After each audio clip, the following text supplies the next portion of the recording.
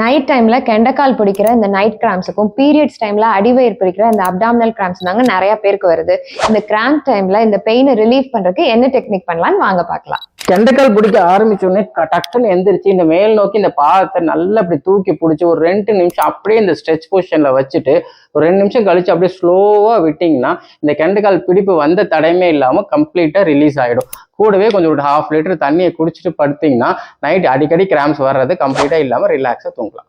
Periods அப்போ வர இந்த அப்டாமினல் கிராம்ஸுக்கு இந்த சைல்ட் பொசிஷன்ல ஒரு 5 மினிட்ஸ் இந்த பொசிஷன்ல இருந்துட்டு நல்லா பிரீத் இன் பிரீத் அவுட் பண்ணீங்கன்னாலே உங்களோட பெல்விக் ஃப்ளோர் மசில், இந்த சாக்ரம், இந்த லோ பேக் பெயின், இதுல இருக்க எல்லா மசில்ஸுமே நல்லா ஸ்ட்ரெச் ஆகி நீங்க நல்லா ரிலாக்ஸ் ஆகிறத ஃபீல் பண்ணலாம்.